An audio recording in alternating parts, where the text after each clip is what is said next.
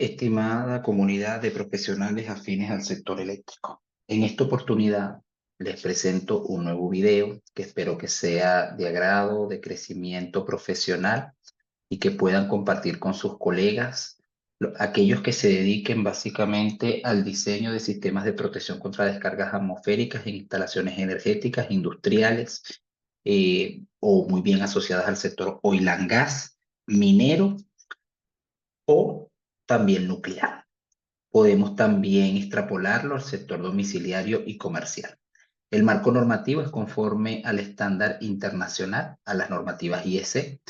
Fíjense que las normas de aplicación que estaremos viendo en esta metodología están conforme a la IS 638 como estándares de voltaje, la IS 679 parte 10 y parte 14 para todo lo que tiene que ver con clasificación de áreas, la IS 60364 requerimientos de instalaciones eléctricas en baja tensión, especialmente para la protección contra perturbaciones a nivel de voltaje y perturbaciones electromagnéticas, la IS 60664 todos aquellos requerimientos de coordinación de aislamiento en instalaciones y en equipamientos de baja tensión, especialmente principios y requerimientos. Posterior vamos a tener la serie de normativas, que es el plato fuerte, IEC 62305, parte 1, parte 2 y parte 4, para todo lo que es el estándar de protección contra descargas atmosféricas. Y muy importante, pero básicamente de forma complementaria, IEC 62561, parte 1 y parte 2, para todo lo que son los componentes de protección del sistema contra rayos, especialmente requerimiento de conexiones, requerimiento de conductores y electrodos de tierra. Fíjense que en esta metodología que les expongo, que está conforme al estándar normativo, estaremos focalizándonos básicamente en lo que es el análisis de riesgo y los esquemas de protección, en este caso, para lo que tiene que ver contra daño externo o impacto directo, básicamente impacto directo en lo que es instalaciones, edificaciones, etc. Vean que este formato de cálculo, como ya he mostrado otro, básicamente en Excel, es una metodología, es un esquema que presento, que espero que sea de ayuda idónea y de crecimiento profesional en sus proyectos. Es una memoria de cálculo, la cual tiene, o yo recomiendo que se indique una pequeña portada inicial donde se pueda colocar el logo de una empresa, el logo de un cliente, requerimientos de proyecto, básicamente en esas particularidades, donde se indiquen descripciones o revisiones del proyecto, una parte de índice para cada una de las partes que se estén focalizando o cada una de las partes que compongan al documento, documentos de referencia, como es usual en los formatos de hojas de cálculo que yo siempre presento. Recuerden que todo lo que está en color amarillo claro es para agregar, colocar, y todo lo que está en color verde claro es una parametrización que indica la hoja o que expone a nivel de cálculo. El estándar normativo, referencias, cada una de las referencias técnicas, variables, siglas, acrónimos que se utilizan en la memoria de cálculo con su significado, expresiones matemáticas, ecuaciones con el numeral punto de la ecuación que se extrae de cada una de las normas que estamos utilizando, y posterior empezamos con el desarrollo de la memoria de cálculo. Fíjense que en esta parte inicial de proyecto es el nombre que se coloca básicamente en esta sección de la memoria de cálculo. Posterior tenemos lo que sería la ubicación. Fíjense que aquí tenemos una pequeña tabla fuera del área de impresión, donde el proyecto puede estar ubicado en Norteamérica y podemos básicamente indicar, si yo directamente borro esta área de acá, pudiésemos indicar un proyecto desarrollado en un área particular. Aquí tenemos notas que nos indican tanto país como localización, provincia. Fíjense, podemos tener una localización, provincia, estado, departamento, región. Muy bien puede ser un país de Norteamérica, como Estados Unidos de América o Estados Unidos de México. Podemos tener países de Sudamérica como Colombia, Venezuela, Perú, Brasil, Argentina, países de Europa Occidental como Reino de España, Francia, el Reino de Inglaterra, la Gran Bretaña, especialmente focalizando Escocia o Gales, Europa Central, como puede ser la República Italiana o Alemania, o muy bien podemos tener Oceanía como la Mancomunidad Australiana con cada una de sus áreas. Aquí pondremos un ejemplo de la Europa Occidental, especialmente del Reino de España, y en el Reino de España podemos seleccionar cada una de estas provincias en especial. Fíjense que puede ser cada una de las que se presentan.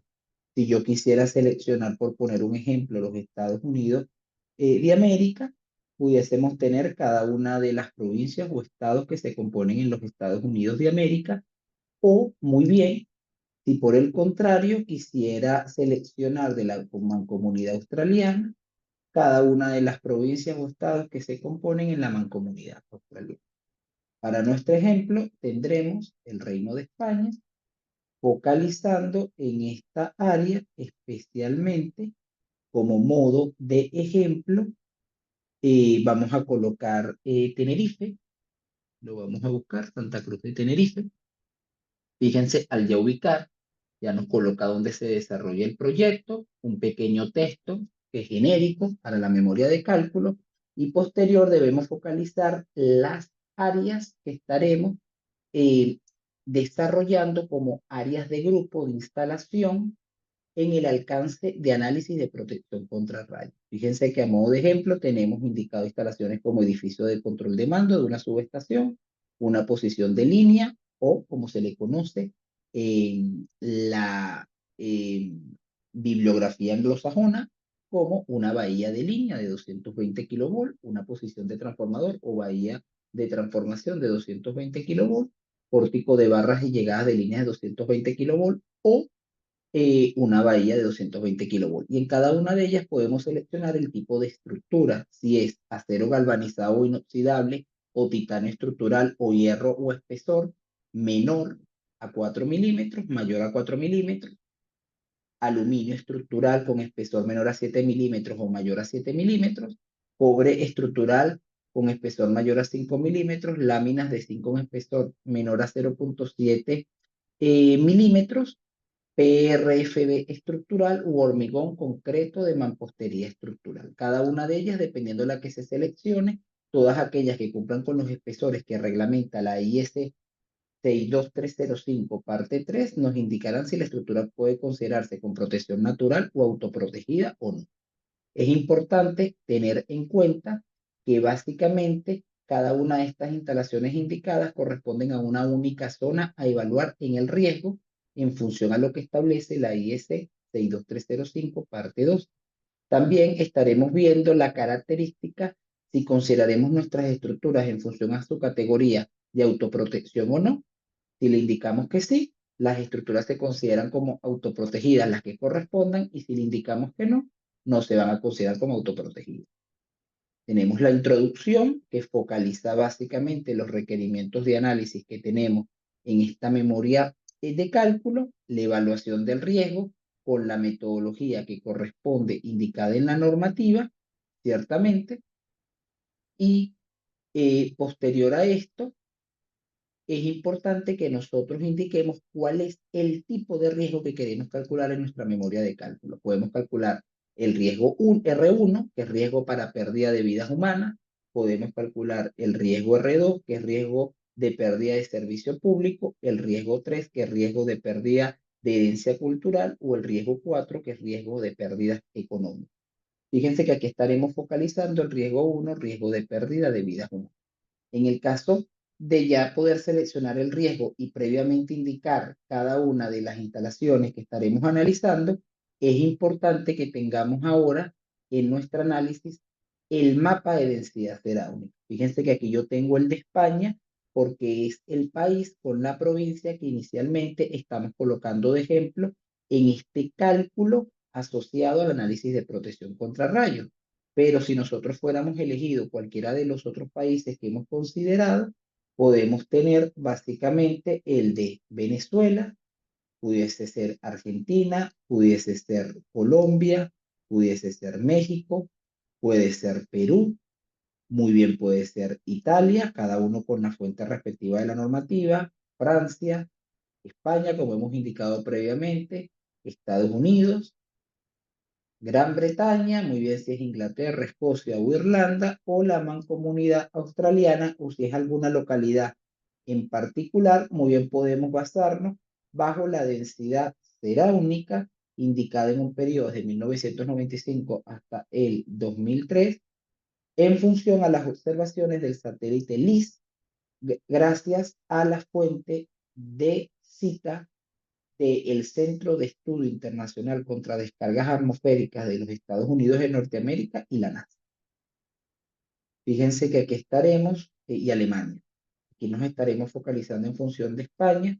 Fíjense que esta densidad ceráunica es obtenida a través de la frecuencia de tormentas eléctricas de la Agencia Estatal de Meteorología Española. Hemos considerado una densidad ceráunica de 0.5 rayos kilómetro cuadrado año en función a los valores mínimos que se obtienen de este mapa. Posterior a esta información, entramos en materia de análisis. Fíjense que en materia de análisis vamos a ir analizando básicamente cada una de las instalaciones que estaremos seleccionando que previamente se han indicado en la parte inicial de nuestro análisis y cálculo. En cada una de ellas debemos indicar primero la frecuencia esperada de descarga directa. Para esto vamos a tener un coeficiente, que es el coeficiente en función a la localización de la estructura. Este coeficiente, dependiendo si la estructura está rodeada por objetos más altos u objetos inferiores a misma altura o a proximidades, va a tener un coeficiente CD. Fíjese que bien que se indica acá la cita y la sigla de ese coeficiente, y en función a la disposición que se tenga de su área de captación, muy bien, para esta edificación nosotros podemos colocar unas longitudes de largo, ancho, altura 1 o altura 2, o esto es en el caso que seleccionemos nosotros un método analítico, o si lo hacemos por un método gráfico, muy bien indicamos los digamos, metros cuadrados que obtengamos desde un análisis de diseño a través de un software asistido por computadora, como muy bien puede ser el AutoCAD. Muy bien podemos utilizar cualquier otra herramienta que nos facilite el diseño asistido por computadora para obtener esa área de captación, indicarla acá y poder calcular básicamente lo que es nuestra frecuencia esperada de descargas directas en una estructura.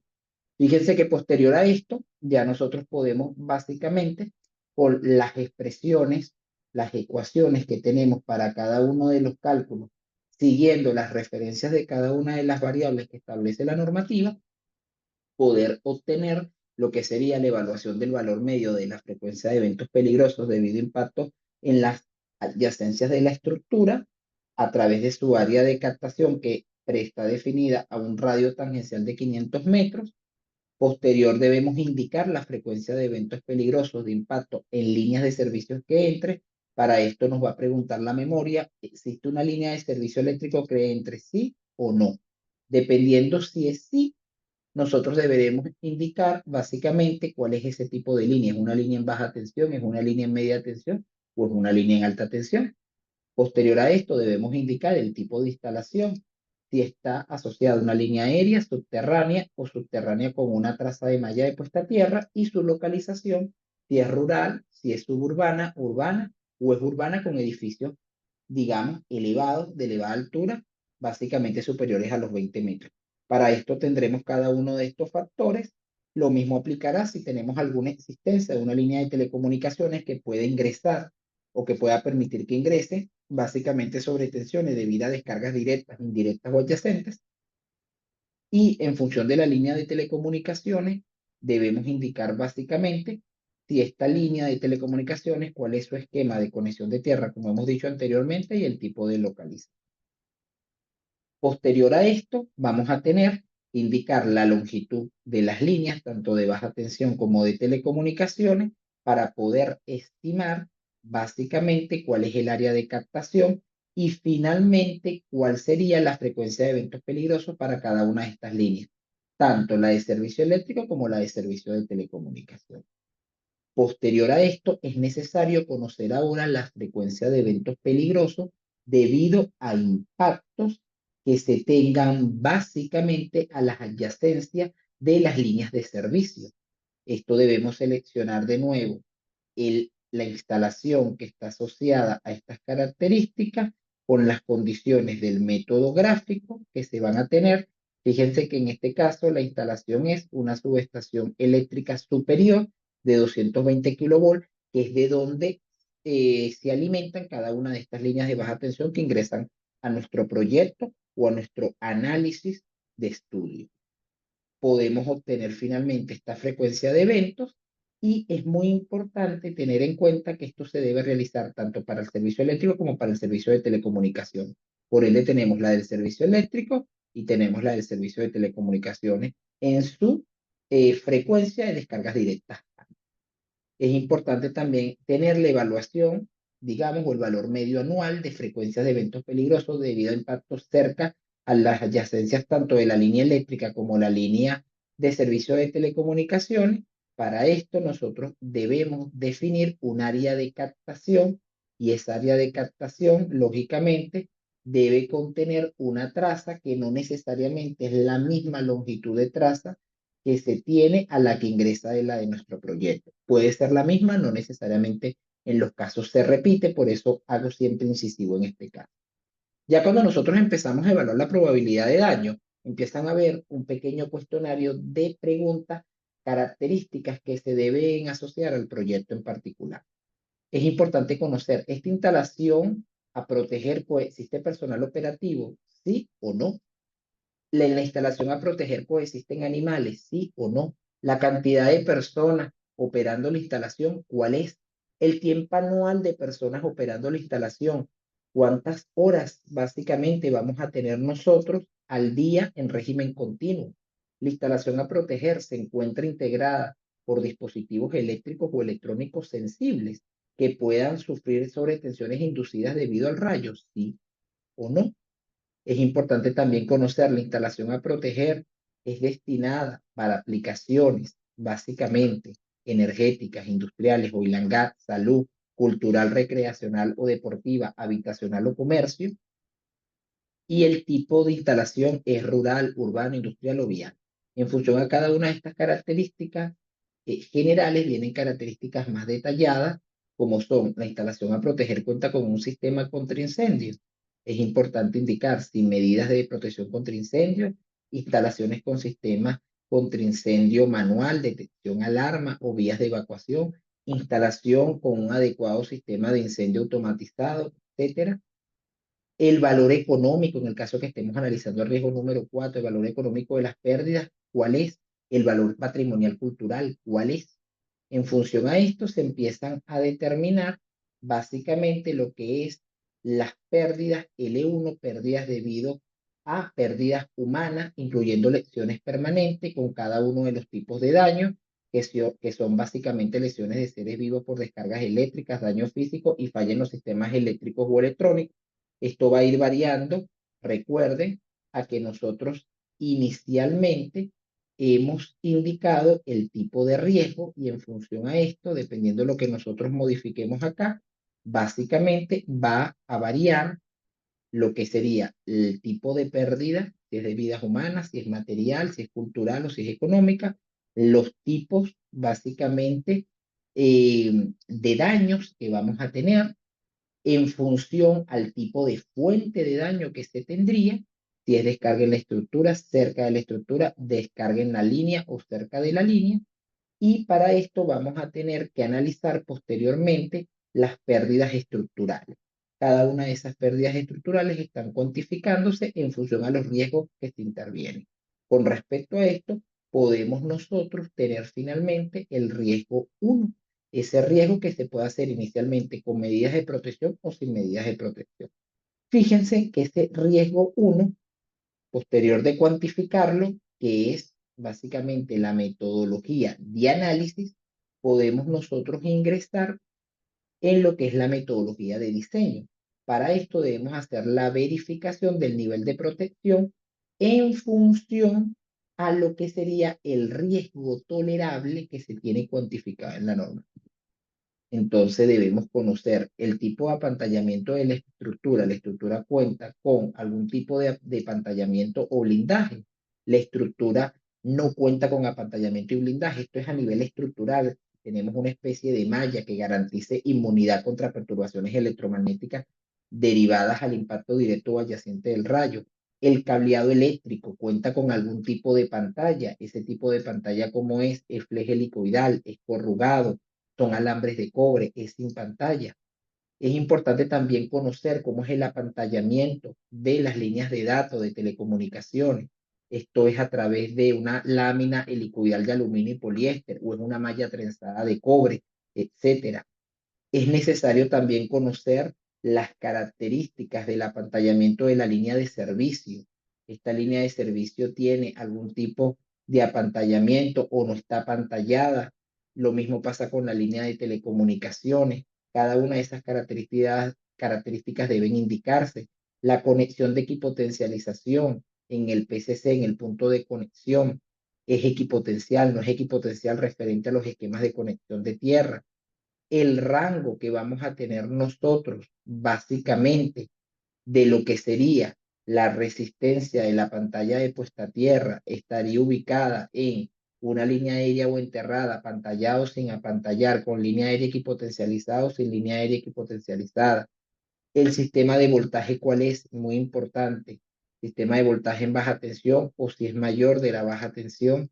Si tenemos un sistema de voltaje para el sistema de telecomunicaciones, ¿cuál es ese valor en alterna o en continuo? ¿Cuál es el esquema de conexión de tierra neutro, TT, IT, TNS, TNC, TNCS? El tipo de equipamiento de la subestación, en este caso, en una estación transformadora, en grupos electrógenos o grupos de generación trabajando en paralelo. Son celdas de media tensión, tableros o cuadros principales en baja tensión, tableros de instrumentación en campo o equipos de telecomunicaciones. El cableado son cables unipolares o multiconductores. A nivel de telecomunicaciones, multiconductores, en este caso de telecomunicaciones.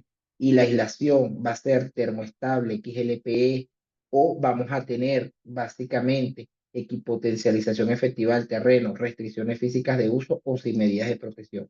En función a cada una de estas características, se estima ahora un riesgo con medidas incrementadas. En función al riesgo inicial y al riesgo con medidas incrementadas y al apoyo que tenemos para poder determinar el nivel de protección que necesitaríamos, nosotros podemos tener un riesgo final, el cual nos puede indicar que verifica la aplicación de un nivel de protección tolerable o es recomendable. Fíjense que como el riesgo es bajo, indicamos que el nivel de protección recomendable es el número 4 y no requiere medidas incrementadas.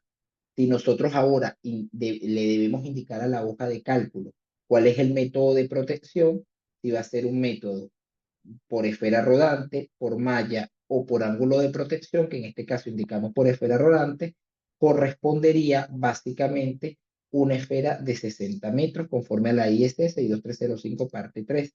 Fíjense que si nosotros le indicamos malla, requerimos una malla de 20 por 20 metros. Si nosotros le indicáramos un ángulo de protección, no aplicaría especialmente para ese nivel de protección y para las condiciones de captación que se tienen.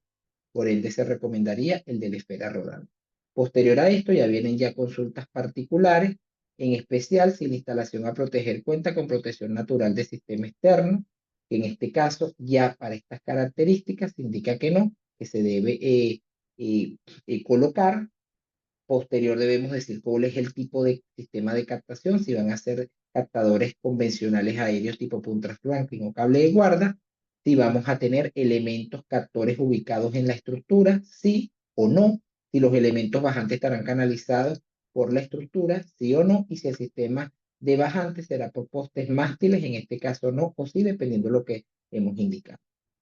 Fíjense que esta hoja de cálculo parametrizada se apoya muchísimo en una base de datos extraída en función a los parámetros que indica la normativa con cada una de las cuantificaciones de riesgo que se han, digamos, tabulado.